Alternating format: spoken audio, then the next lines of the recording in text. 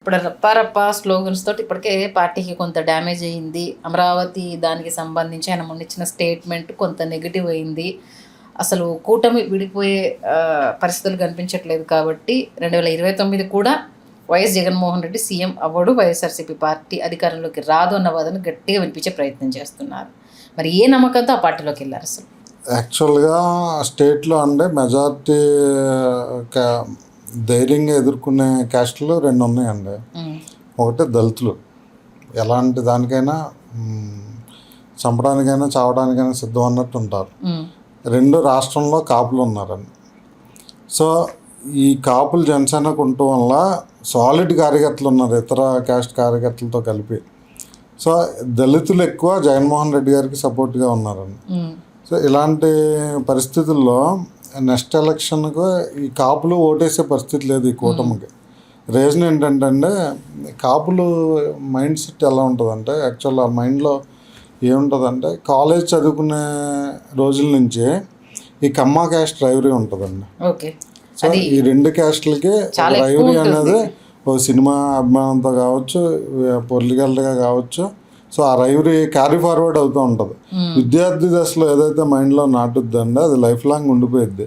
So ఈ రెండు క్యాస్ట్లు కూడా సామాజికంగా, ఆర్థికంగా, లేదా సినిమా పరంగా అన్ని విధాలా కూడా ఫైట్ చేసే క్యాస్ట్లు. సో ఈ రెండు అవసరాల కోసం లాస్ట్ టైం కలిసి చేసినాయి, కానీ ఈ ఎలక్షన్ చేయమండి. చిరంజీవి గారి సినిమా రిలీజ్ అయితే వాళ్ళు ట్రోల్ చేస్తారు, బాలకృష్ణ రిలీజ్ అయితే వీళ్ళు ట్రోల్ చేస్తారు, తిట్టుకుంటారు. సాక్షాత్తు బాలకృష్ణ గారు అసెంబ్లీలో చిరంజీవి గారిని మాట్లాడితేనే పవన్ కళ్యాణ్ గారు అలాంటి అడిగిన పరిస్థితి లేదు. సో ఇవన్నీ చూస్తారు, పబ్లిక్ చూస్తారు, వాళ్ళ క్యాస్ట్ బేస్ వాళ్ళు చూస్తారు. చూసి నెక్స్ట్ ఎలక్షన్లో ఖచ్చితంగా ఈ కాపు ఓటు అనేది కొంచెం మైగ్రేట్ అవుతుందండి వైఎస్ఆర్సీపీకి.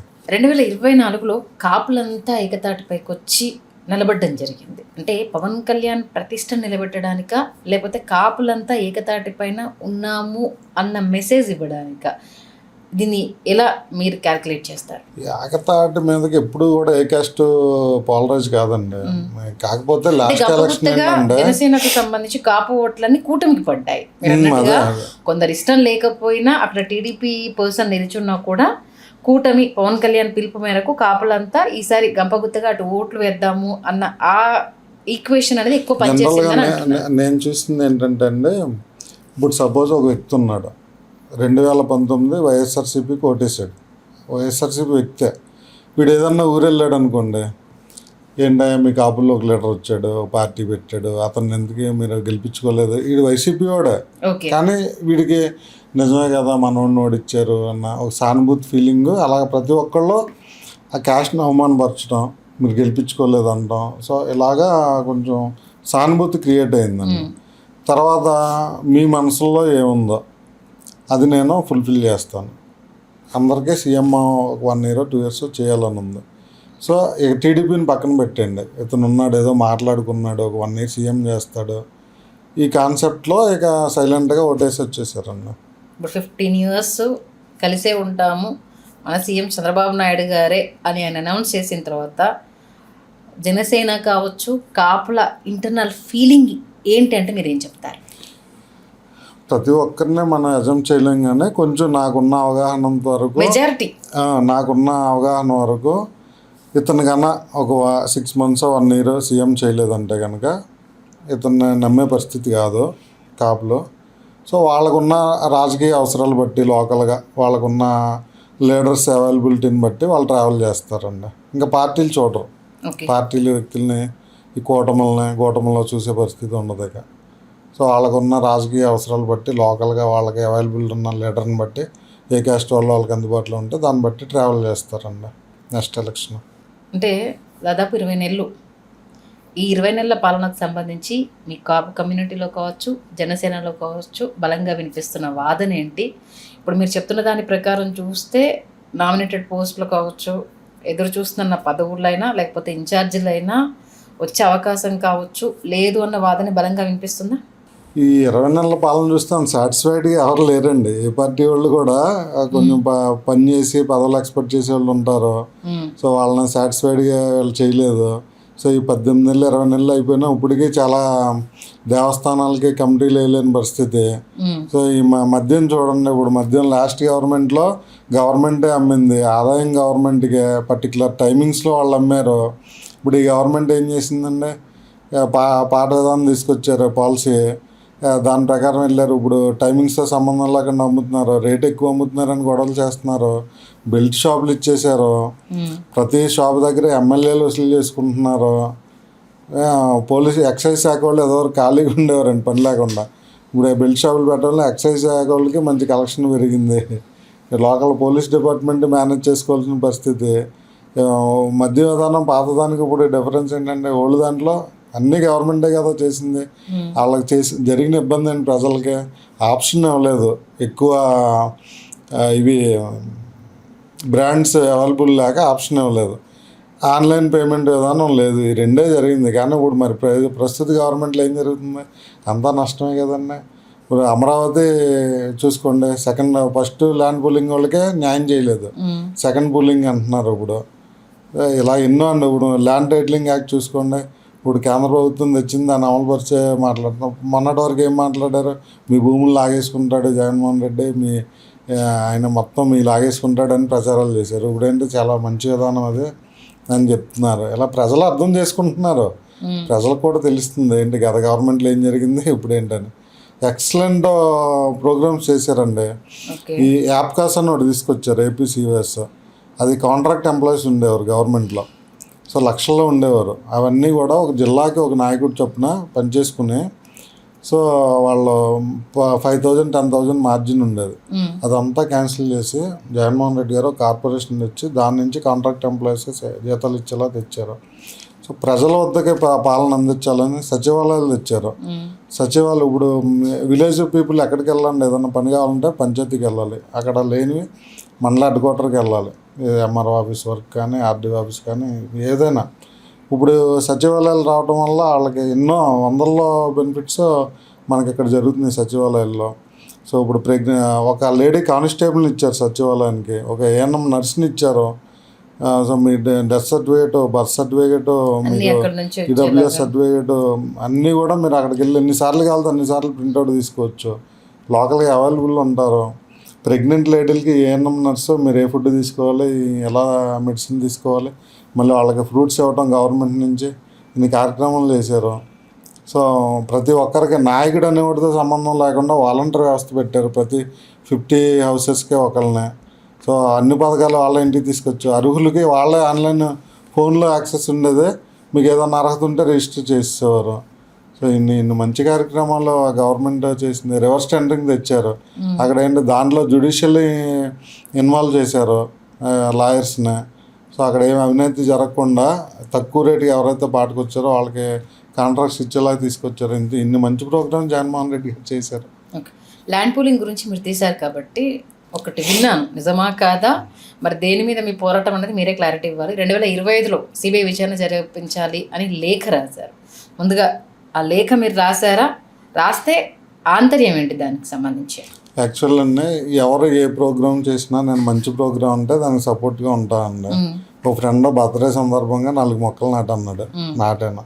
చింతా రాజశేఖర్ గారు అని ఆయన ప్రత్యేక హోదా ఆంధ్రుల హక్కు, మనం డివైడ్ అయ్యాం, ప్రత్యేక హోదా ఇవ్వాలి మనకి ప్రామిస్ కూడా ఇచ్చి ఆ గవర్నమెంట్ వచ్చి కూడా మనల్ని ఇది చేస్తుంది. సో ప్రతి ఒక్కరికి అది రీచ్ కావాలని బ్యాడ్జీలు పంచారు.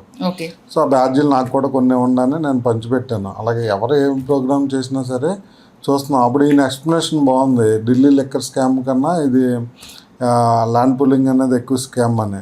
సో దాని మీద ఒక విచారణ జరగాలని చెప్పి అందరు లెటర్ రాసిందిగా ఆయన అడుగుతూ ఉన్నారు అందరినీ. సో నేను వాలంటరీగా వెళ్ళి నేను కూడా రాస్తాను, నాకు ఇవ్వండి అని చెప్పి నేను తీసుకుని గత ఆగస్టులో నేను లెటర్ రాశాను. సో ఎవరు ఏది మంచి ప్రోగ్రామ్ చేసినా మనం పార్టిసిపేట్ చేస్తాం అన్న. అంటే జనసేన కూటమిలో భాగస్వామిగా ఉండగా కూటమి అవినీతిపై ఫిర్యాదు చేయడాన్ని ఎలా చూడాలి మీరు? కూటమి మంచి ప్రోగ్రామే కదండి, అది చెడ్డదేం కాదు కదా. ఇప్పుడు అంటే మీరు కొంత అసహనంతో ఉన్నారు, గుర్తింపు రావట్లేదు అన్నదాన్ని ఈ రకంగా ఏమైనా ఎలివేట్ చేయాలనుకున్నారా? అసహనం కాదండి, అది ఓవరాల్గా ప్రజలను చీట్ చేస్తున్న కార్యక్రమాలు జరిగినప్పుడు ఏ పార్టీలో ఉన్న వాళ్ళైనా దాన్ని మంచి కోరుకుంటే దాన్ని ప్రశ్నించవచ్చు. ఆ వేలో నేను దాన్ని చేశాను, కానీ ఒక పార్టీనో ఒక వ్యక్తినో బేస్ చేసుకుని నేను అంటే అప్పుడు నిర్ణయం తీసుకున్నారా బయటికి రావాలి అనేసి? లేదండి, యాక్చువల్గా నాకు వైసీపీలో జాయిన్ అవ్వమని కొంతమంది లోకల్ లీడర్లో కొంచెం ప్రపోజల్ పెడతా ఉన్నారు, ఇక్కడ ఏమీ అవ్వట్లేదు కదా రా అన్నట్టు. అయితే లేదు, గత 10 సంవత్సరాలుగా ఉన్నాం కదా, ఈ పార్టీలోనే తెలుసుకుంటామని ట్రై చేస్తూ ఉన్నాం. నాతో పనిచేసిన ఒక ఇద్దరికి చిన్న కార్యకర్తలకి వాళ్ళకి ఒక టెంపుల్లో డైరెక్టర్ ఇమ్మని ప్రపోజల్ పెట్టాను. సో చేయలేదు. ఇంకొక బ్యాంకు సొసైటీలో ఒకరికి ఇమ్మని డైరెక్టర్ పెట్టాను, అది ఎవరి పేరు ఇచ్చారో వేరే వాళ్ళది ఇచ్చారు. సో ఇవి డిఫర్ అయి ఉన్నాను. వాళ్ళని అడిగితే ఎవరికి మనీ ఇస్తే వాళ్ళకి చేసేస్తున్నారు. ఇలాంటి టైంలో ఇక మనం పార్టీ పెట్టేందుకు ఎక్కడున్నా అది కొనుక్కోవడం అయిపోతుంది కదా. అలాంటి టైంలో నేను సరే మనం ఇంతవరకు కష్టపడ్డాం, ఇక మనం వేస్ట్ చేయొద్దు కార్యకర్తగా, మనకు ఒక పొజిషన్ కావాలి అని పార్టీకి నేను ట్రయల్ స్టార్ట్ చేశాను. నాకు వర్క్ చేసుకోవడానికి ఒక అథెంటికేషన్ పోస్ట్ కావాలి యూత్ వింగ్. మీరు ఏమన్నాను ఒక డేట్ పెట్టుకున్నాను, ఈ డేట్ వరకు వీళ్ళు చేశారా ఇందులో ఉందా లేకపోతే లేదని. ఆ డేట్ ప్రకారం నేను వాళ్ళనే రిక్వెస్ట్ చేశాను ప్రయారిటీగా, వాళ్ళు చేయలేదు. తర్వాత నేను వీళ్ళకి చెప్పాను చేంజ్ అవుతాను ప్రొసీడ్ కానీ. అంటే ప్లాన్ ప్రకారమే కూటమి ప్రభుత్వం అవినీతికి సంబంధించి లేఖను ఎలివేట్ చేశారనుకోవడానికి ఆస్కారం లేదు. ఒకవేళ సిబిఐ విచారణ జరిగి కూటమి ప్రభుత్వం కూలిపోయి ఉంటే అది ఏదైనా జరగవచ్చండి. అది నేను నా ఒక్కడి వల్ల జరగదు కదా. ఎవరన్నా మంచి కార్యక్రమం చేస్తున్నాడో మనం చేస్తాం. అలాగా అది రాయడం జరిగింది తప్పితే దాన్ని ఏదో ప్రభుత్వాలు కూల్చేయాలి ఆలోచనలు, అంత ఆలోచన కూడా లేదండి.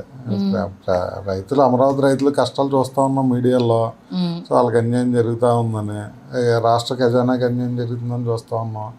దాని మీద ఏం ఎంక్వైరీ జరిగితే గుడ్ ఆర్ బ్యాడ్ ప్రజల ముందు అదే తెలుస్తుంది కదా అని మన ప్రోగ్రామ్ చేస్తాను. అప్పటికి ఏమి పార్టీలు మారిపోదాం అదేం లేదండి. అలాంటి ఆలోచన అప్పటికి లేదు అసలు. అలా మీరు ఒక్కరే రాస్తారా, ఇంకెవరైనా చంద్రబాబు పైన లేఖలు రాసిన వాళ్ళు ఉన్నారా? చాలా మంది ఉన్నారండి. వాళ్ళ పార్టీలో ఉన్నప్పుడు వాళ్ళని బయట పెట్టి మనం పార్టీలో బ్యాట్ చేయడం కరెక్ట్ కాదు. చాలా మంది రాశారు. కాదండి, ఇప్పుడు చాలా మంది నామినేటెడ్ పోస్టుల్లో కూడా ఉన్నారు, మంచి పోస్టుల్లో కూడా ఉన్నారు. ఫోన్ చేసి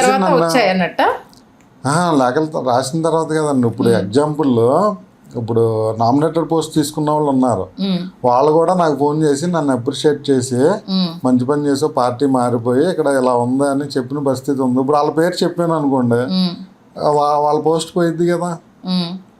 సో అలా మనం మేమంటే వచ్చాం అన్నిటికీ మాట్లాడుతున్నాం కాబట్టి మాట్లాడుతున్నాం, కానీ వాళ్ళని బ్యాట్ చేయడం కరెక్ట్ కాదు. చాలా మంది రాశారండి దాని మీద, నాకు తెలిసిన వాళ్ళు చాలా మంది రాశారు. అయితే చింతామోహన్ గారు ఒక స్టేట్మెంట్ ఇచ్చారు, కాపు యువనేతలంతా జనసేన పవన్ కళ్యాణ్ మేనియాలో ఒక రోగం బారిన పడి ఉంటున్నారు, వాస్తవంలో నుంచి బయటికి రావట్లేదు, అది వచ్చిన రోజు రియల్ పిక్చర్ కనిపిస్తుంది, ఎందుకంటే ఆ కోవలో ఉన్న వాళ్ళు వాయిస్లో వినిపించిన వాళ్ళు చాలా మంది ఉన్నారు, అందులో నేను ఒకరిని అనేసి అంటూ ఒక స్టేట్మెంట్ ఇచ్చారు. అంటే మీరు ఆ వ్యామోహం నుంచి బయటకు వచ్చి నిర్ణయం తీసుకున్నారా, లేకపోతే చాలామంది నిజంగా వ్యామోహంలో ఉండి నిర్ణయం తీసుకోలేకపోతున్నారు? కాపు యువతలు అండి ఎక్కువ పాపం చదువుకున్నారు, చదువుకుని ఉద్యోగాలు చేస్తున్నారు, చాలా మంచి పొజిషన్లో ఉన్నారు. వాళ్ళందరికీ ఏముంటుందంటే మనోడు ఒకసారి సీఎం అవ్వాలి అన్న ఫీలింగ్ ఉంటుంది. అలాంటి ఫీలింగ్లో హార్డ్ కోర్గా ఆ పార్టీకి పనిచేస్తున్నారండి. సో డొనేషన్స్ ఇవ్వడం, మీటింగ్స్ కండక్ట్ చేయడం, సో ఆయన ఏదన్నా అంటే డిఫెండ్ చేయడం. సో వాళ్ళనే తప్పు అనలేము, వాళ్ళ కోరిక నెరవేరుస్తారేమో అని వాళ్ళ ఫీలింగ్. కానీ మేము రిలీజ్ అయిపోయాం.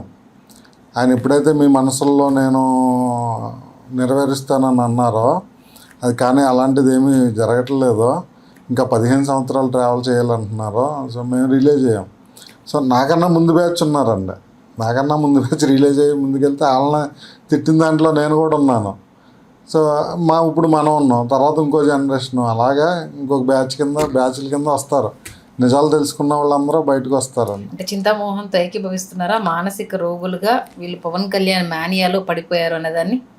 ఆయన ఏదో వాడు పడతారండి, ఐడియా లేదు కానీ అంత మానసిక రోగులు అయితే ఏం కాదండి, అంత తెలివైన వాళ్ళే కాపులో, దాంట్లో అలాంటి డౌట్ లేదు. కాకపోతే వర్షిప్ సిండ్రోమ్ అని అంటారు, సెలబ్రిటీ వర్షిప్ సిండ్రోమ్. ప్రస్తుతం కాపు యువనేత అంతా పవన్ కళ్యాణ్ మేనియాలో ఉండి ఒక మానసిక రోగానికి గురయ్యారు.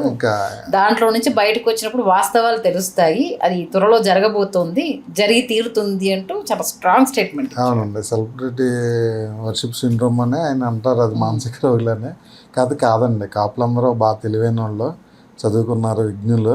కాకపోతే వాళ్ళకున్న ఆ కోరిక, మనసులో ఏ కోరిక అయితే ఉందో ఆ కోరిక నెరవేర్చే విధంగా ఈయన పని చేస్తారేమో అని ట్రావెల్ చేస్తున్నారు.